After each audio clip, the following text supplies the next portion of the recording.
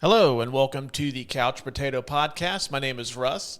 Today's episode is going to be a little different than you are accustomed to hearing.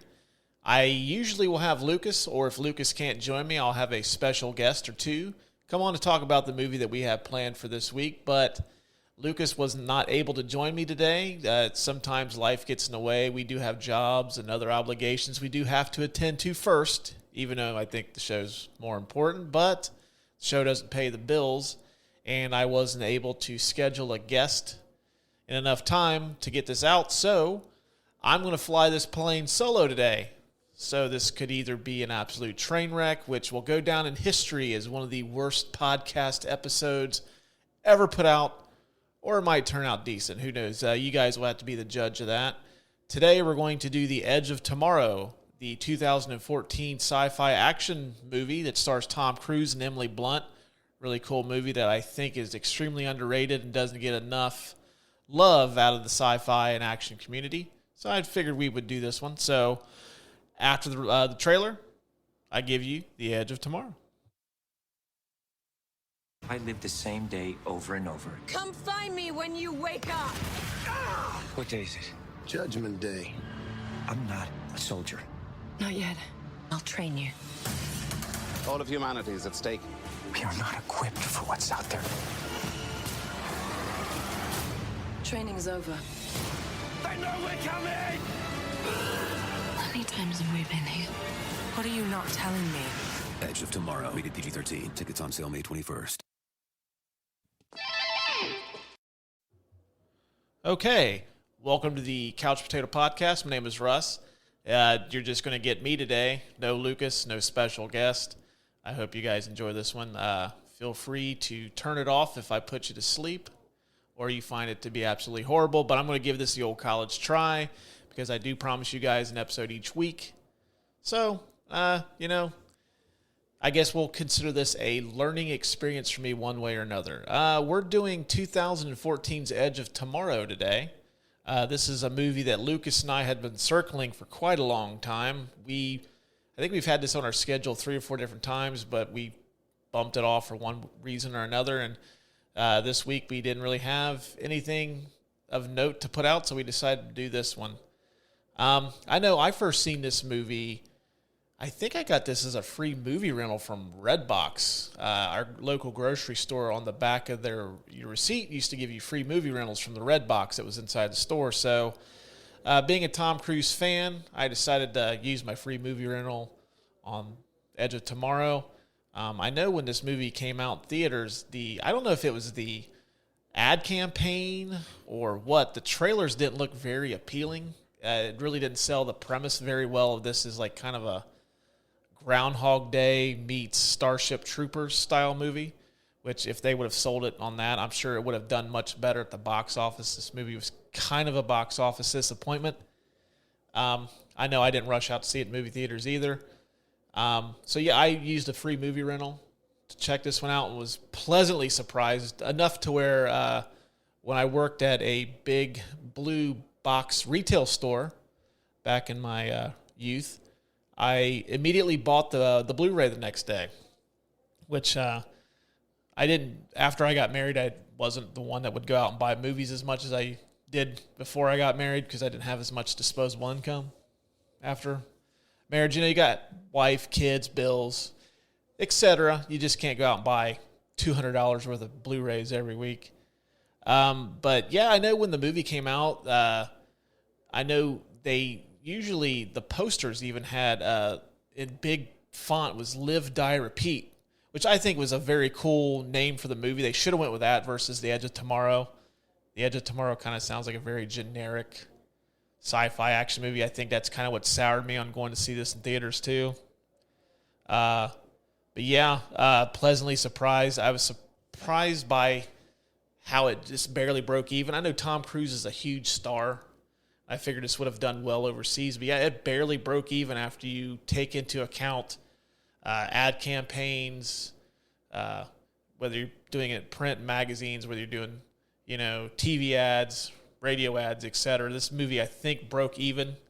Because I don't know if you guys and gals know how movies make money, but if you calculate the budget, You usually have to double that to break even after ad campaigns and everything. So, yeah, this movie barely broke even. It's kind of a disappointment, especially for Tom Cruise. But, you know, at the time, after his couch jumping incident on Oprah, which I think happened in 2005, Tom Cruise hadn't really made anything memorable outside of the Mission Impossible movies. And he had that awesome cameo in Tropic Thunder. I mean, I don't know how you feel about Tropic Thunder as a movie, but Tom Cruise is pretty awesome in that. You don't even recognize him. You know, he's got the bald cap. He's got these gigantic hairy knuckles. I mean, you wouldn't recognize that being Tom Cruise if you didn't know at the end of the trailer they say it's who it is. But yeah, he hadn't really done anything of note. I mean, he was in Oblivion. He did that Night and Day movie with Cameron Diaz, which, I don't know, I kind of liked at the time, but revisiting that movie since then kind of stinks. I think he did Valkyrie at this time. And then, of course, he did the Mission Impossible stuff. So, I don't know, Tom Cruise really wasn't on fire at the time either. But, yeah, I think that this movie here, since 2005, I think this is the last great non-Mission Impossible role Tom Cruise has had, which I think he's pretty much settled into. He's trying to be the Jackie Chan of America and basically just rely on the Mission Impossible franchises to stay relevant, which I'm not going to complain. I love the Mission Impossible movies. As a matter of fact, I've been extremely disappointed they keep pushing the new one back. Fallout, which came out a couple of years ago, I think is the best one in the series. It's one of those movie franchises where the movies just keep getting better the more they make. And I don't know. I'm expecting at some point them to send Tom Cruise into space, and Tom Cruise will actually go into space to film some of that movie. So enough of me rambling on about Edge of Tomorrow, how my feelings on it. We'll get into the categories. The Tale of the Tape. This movie was released on June the 6th, 2014. This stars Tom Cruise, Emily Blunt, Bill Paxton, and Brendan Gleeson. This was directed by Doug Liman, who you may know the name. He did Mr. and Mrs. Smith. He did Go. He did Swingers. In this movie here, these are probably going to be the most recognizable titles from him. Mr. and Mrs. Smith, of course, you know, is the movie that brought us Brad Pitt and Angelina Jolie together. If you have not seen Swingers and Go, I highly recommend as soon as you get done listening to my episode, if it doesn't put you to sleep or bore you to death, go check those two movies out. Those are fantastic movies that don't get enough love. Both very, very underrated 90s classics. This movie has a Rotten Tomatoes score of 91% from critics and 90% from audiences.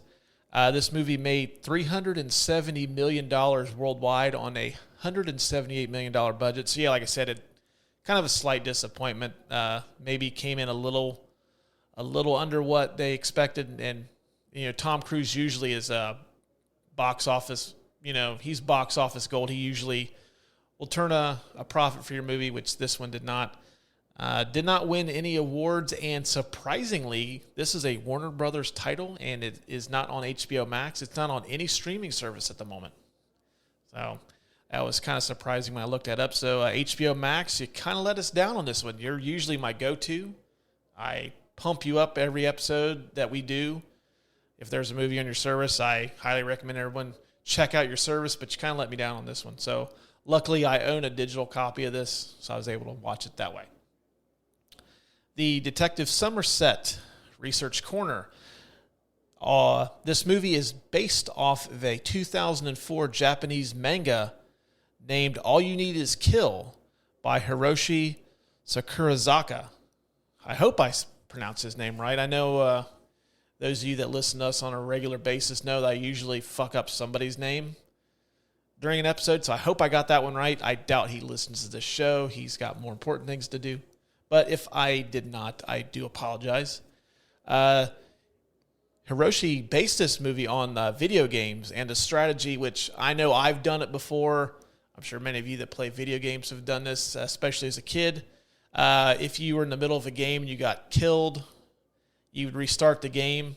He did this. He based it off of the strategy of like resetting the game after you get killed until you find a strategy that works for you, which I think is kind of cool. I think all of us that play games can relate to that. So that's kind of cool. This movie was released on June the 6th, 2014, which I did say earlier.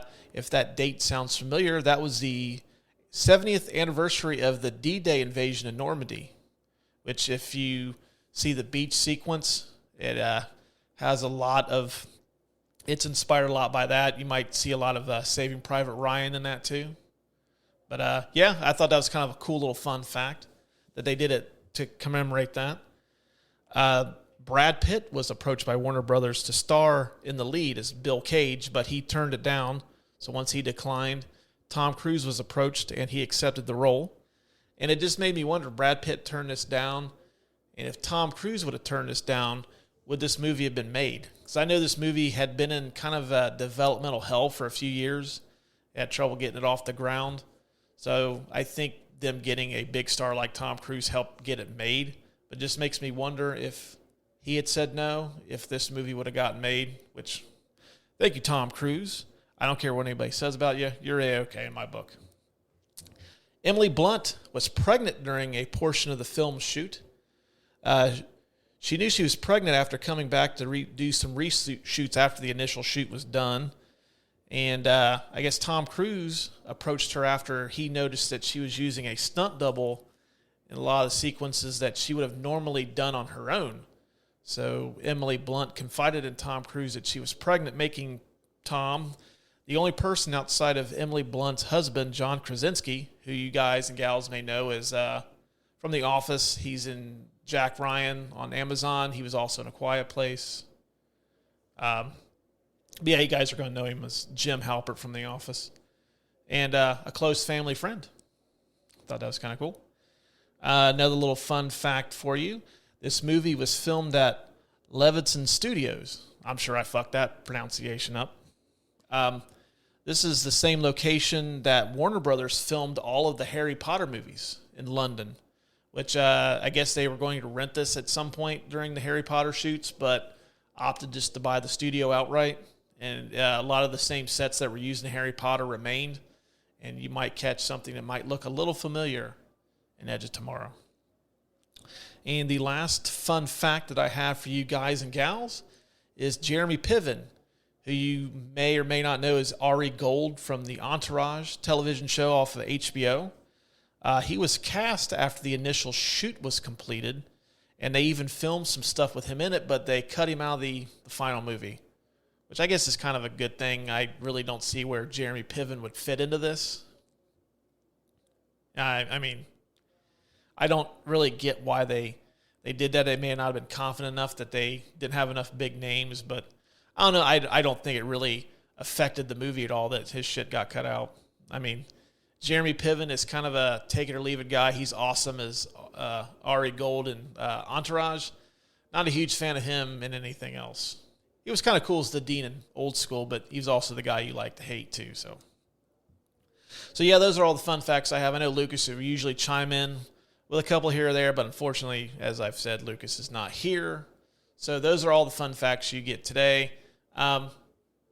Anytime we do any research, we usually look them up on Google or IMDb is where we get a lot of our stuff. So if there's anything else of interest that you want to learn about the Edge of Tomorrow, check out IMDb. They've got some cool stuff in there. None of that stuff really I thought would be pertinent to an episode. I just kind of cherry picked the best ones. And if you guys have listened to this show before, I usually cherry pick the best ones for myself, and I leave Lucas with all the scraps. And that's not going to change even if I'm doing this by myself. The I Drink Your Milkshake Award for the best scene of the movie. I drink your milkshake. I drink it up. I kind of like the beach sequence the first time Tom Cruise's character is dropped onto the beach. I really like this scene simply because Tom Cruise is known for being a heroic character in most of his movies. I mean, he's Ethan Hunt in the Mission Impossible series. He's Maverick and Top Gun. I mean, these are guys that you typically think of as like being heroes in the movies, but Tom Cruise plays a coward. And as he's scared shitless to be on that plane, he doesn't want to be there to begin with. He tries numerous ways to get out of being put into combat, but he ultimately fails.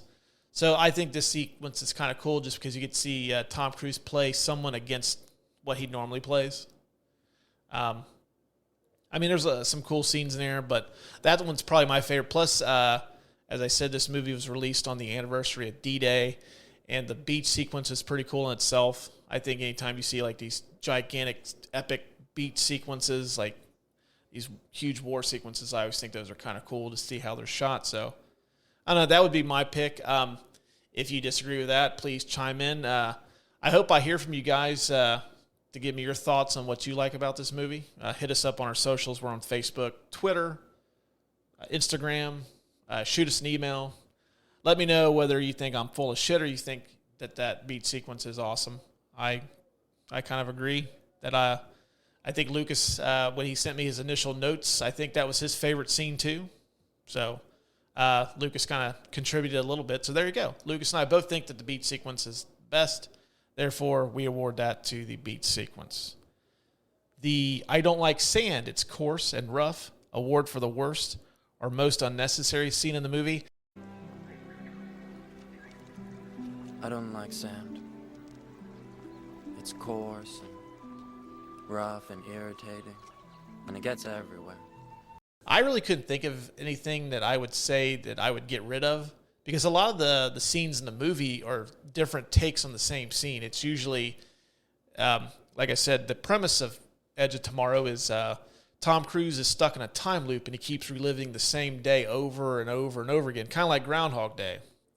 And a lot of the sequences in this movie are just variations of the same take where he wakes up and then he's greeted by a very, very loud and rude drill sergeant who tells him to get on his feet, maggot. And then, of course, that sets off the chain of events that lead to the beat sequence and him discovering what is going on. He ends up meeting the Emily Blunt character, so on, so on. So, yeah, I don't really think that there's a scene I would cut out just because, like, it's essentially the sequences are a play on the same scene. So I really couldn't think of anything I would take out of the movie. I don't know. I could be wrong. I mean, it would just be nitpicking if I did. So I'm going to spare you guys the nitpicking on this one. Okay? But yeah, there's nothing of note that I would cut out. So yeah, nothing I'd get rid of. This new award, this used to be the King Kong Ain't Got Shit on Me award, but we recently did change this to the Dylan, You Son of a Bitch award, which is a nod to Arnold Schwarzenegger's Predator, which you can listen to on Google, Spotify, Apple, Pandora, wherever you get podcasts. We did an episode right before Christmas on Predator, which I'm very proud of. Love that movie. A little bit better than this one, I think, but still both awesome sci-fi movies. Dylan! You son of a bitch.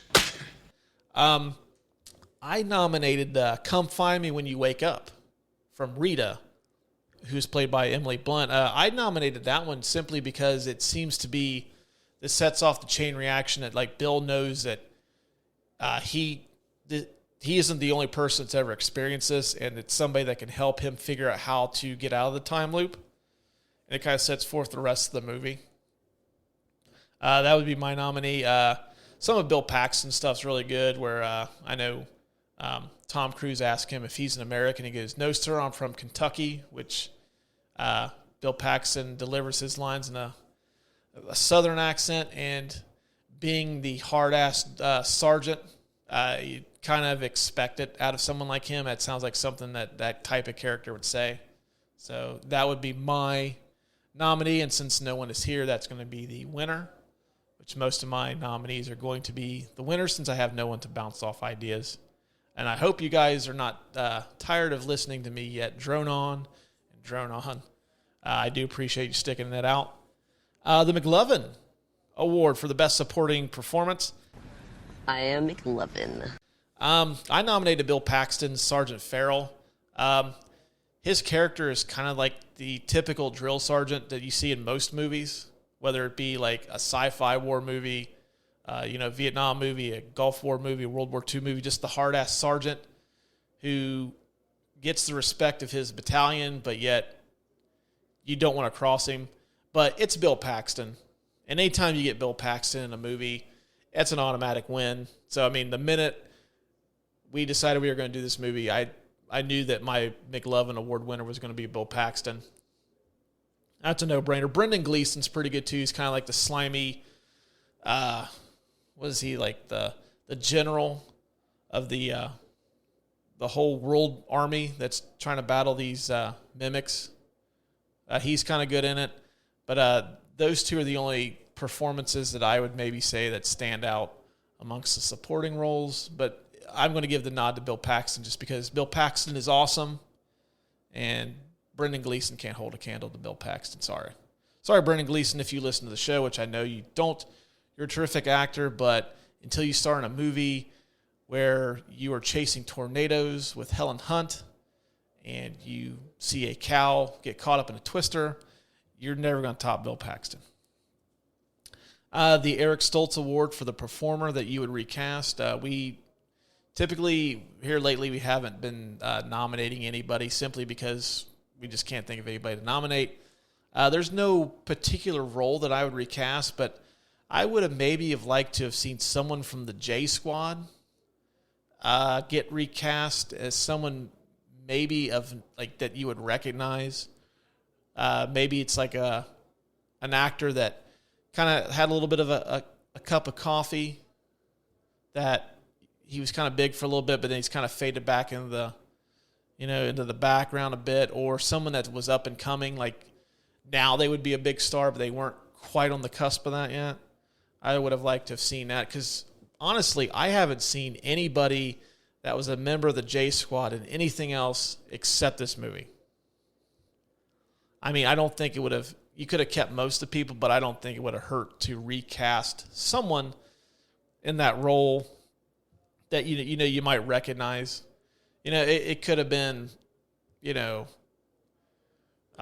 trying to draw like Michael B. Jordan. I don't know if he was super big yet at this point. I don't think Fruitvale Station came out in 2014. Yeah, someone like Michael B. Jordan would have been good in one of the J Squad roles, because, I mean, Michael B. Jordan now, phenomenal actor, A-lister for sure. Yeah, he was like, oh, hey, I remember him. He had that bit role in Edge of Tomorrow. But, I mean, what do I know, right? But, yeah, I mean, outside of that, I couldn't think of anybody that I would recast for certain. But, yeah, it would have been nice to get someone in the J Squad, maybe someone that you would recognize. I'm sure that someone's going to chime in and tell me, like, oh, yeah, you don't remember seeing yada, yada, yada, and such. No, I don't. I would have not mentioned this if I knew someone from that yada, yada, yada movie. The Unsolved Mysteries of the movie. Sorry if I'm going through these categories kind of quick, gang. I just, it kind of stinks not having someone to bounce off ideas, so I'm pretty much just rattling off shit that I like. Like I said, I hope you guys enjoy this one. I'm kind of a little nervous doing this on my own.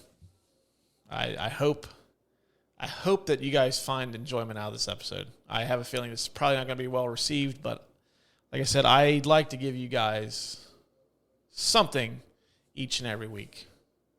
So, the Unsolved Mysteries of the movie. Join me. Perhaps you may be able to help solve a mystery. The only one I had was how long was Bill in the time loop? I mean, you kind of get an idea of how many times he's been killed. I think I counted 24, 25, 26, somewhere in that neighborhood, how many times he was killed in the movie and respawned, but they don't really go into detail how long he was stuck in that. I'm going to guess he was in there for quite a while. I think, in the research that I did in the novel, he was in that time loop for 160 days, which, that's about a little less than half a year. So, I mean, I guess that kind of makes sense. He was stuck in there long. To be able to read and react as quickly as he does to situations that he's lived over and over again, I know he had to have been in there for quite a while, because I know for me, like, there's stuff that I've done hundreds of times and I still would not be able to get it right each and every time. So, I mean, the fact that he was able to, like his first meeting with Rita, he's able to shoot the two mimics. Like, he knew exactly where they were going to be.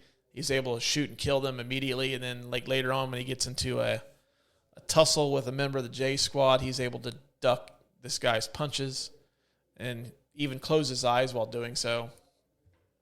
Yeah, he had to have been in there for quite a while. If you guys got any advice or any input on how long you think he was in there, I'd love to hear from you. This would be the episode that I hope that I hear quite a bit of feedback and discussion from you guys, since I'm doing this alone. I would love to be able to talk back and interact with you guys. So it'd be kind of like each and every one of you that's listening is like the guest on this episode. Just look at it like that. But we're doing it after the fact. And this might be a one that we do a redo on down the road if this thing stinks the way I think it's going to turn out. The last award that we do dish out is the I'm the King of the World for who wins the movie. I'm the King of the World! I know Emily Blunt has a very strong case for this, simply because she usually in these, like especially with a Tom Cruise movie, the female lead has to play second fiddle to him doing all of his hero shit. They're usually like the love interest or the comic relief. But Emily Blunt is a badass in this movie, and I always likened her as the hero of this movie. I mean, she's even called Full Metal Bitch and the Angel of Verdun. So she's got 2 cool nicknames. And plus, like, you've seen her in action. She pretty much single-handedly wins a battle for the Army during these. So I think that's really cool. And just she's kind of like a very strong female character in a Tom Cruise movie. And actually, like, a lot of the heavy lifting action-wise, Tom Cruise gets to take a back seat to her, which I thought was kind of refreshing. But at the end of the day, I think I would have to give this award to Tom Cruise. Just because, like I said earlier, I think this is probably the best role he's had that's not a Mission Impossible movie in quite a long time. I think since maybe War of the Worlds, I think came out early 2005, but since then out, if it's not a Mission Impossible movie, it hasn't really been anything worthwhile. I mean, like he did American Made, that was kind of a cool movie, but I mean, do you honestly remember that? Oblivion, I thought was kind of boring. Night and Day, like I said, I thought it kind of stunk. He had the Tropic Thunder cameo. But yeah, if it's not Mission Impossible, it's like no one's really giving a shit about Tom Cruise at this point. So I think for that, just this being his best role, and like I mentioned earlier, he kind of plays against type. He's kind of a coward in a good chunk of this movie, which it's, like I said, like you don't see that out of Tom Cruise. Tom Cruise is always the knight in shining armor. He's always the hero of his movies, and now he's playing just a real like weasel. I thought it was kind of cool to see, and it was just, you're kind of taken aback the first time you've seen it. I just think for that, and him willing to do that, because I know he has a reputation to maintain. He's the hero, and like basically that's what's buttering his bread at this point, just being the hero of action movies. So the fact that he was willing to take a chance and do something different and kind of like spoof his typical roles, I thought was kind of cool to see. So that would be who wins that award for me.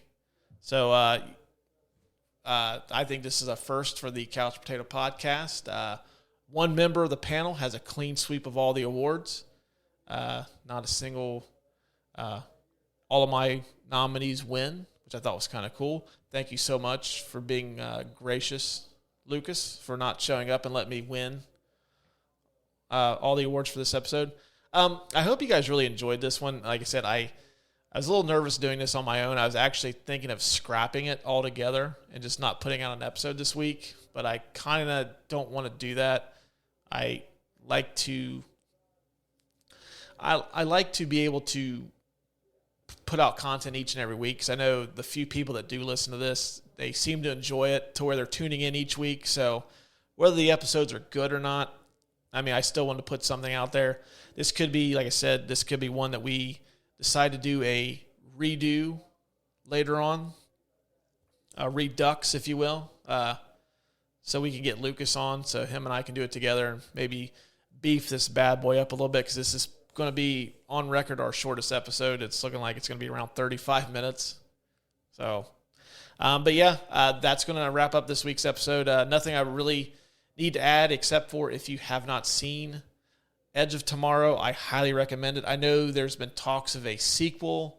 They keep saying, like, whenever Tom Cruise or Emily Blunt or Doug Liman are interviewed, they keep saying that it's getting ready to start filming, and it still hasn't come to fruition yet. Like I said, with the current state of the film industry, I don't see a big studio taking a chance on something like this at this point, considering that the first version did not do well. And I don't see Tom Cruise doing a Netflix movie. I have seen Stranger Things. Tom Hanks has Apple movies now. He's done 2 of them. So, I mean, it could happen, but I doubt it. So if you have not seen Edge of Tomorrow, I highly recommend it. And I thank you guys for tolerating me for half an hour. I hope I did not put you to sleep. I hope I gave you a little bit of fun facts, little tidbits. And I hope you enjoyed this episode. So until next week, we will talk at you guys later.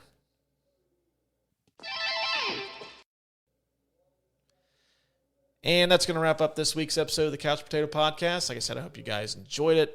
If you don't follow us, we are available on Apple, Spotify, Pandora, Amazon, Google, or wherever you get podcasts. If you would be so kind, if you like what we're doing here, be sure to tell all your friends and your neighbors about what's going on over here and leave us a 5-star review on Apple or Spotify. That's how we get discovered. That's how we can grow and become more popular and make these episodes better. And in the event of this movie here, if I could not get Lucas, maybe I could get someone from the movie to come on and do it with me, since you guys are like so awesome and dropping us 5-star reviews that we're getting noticed. I know next week, I think we were either going to do Fast 5 or Once Upon a Time in Hollywood. I haven't made up my mind yet. It really depends on whether I can get a special guest to join me for Fast 5. If he is able to do it, that's going to definitely be the one we're doing, because we pushed back our Fast and Furious episodes a couple times. I kind of want to do one. So just follow us on our socials, Facebook, Instagram, Twitter. I'll release that here in the next couple of days, let you know which one we're doing for sure. So until next Tuesday, we will talk at you guys later. Bye, everybody.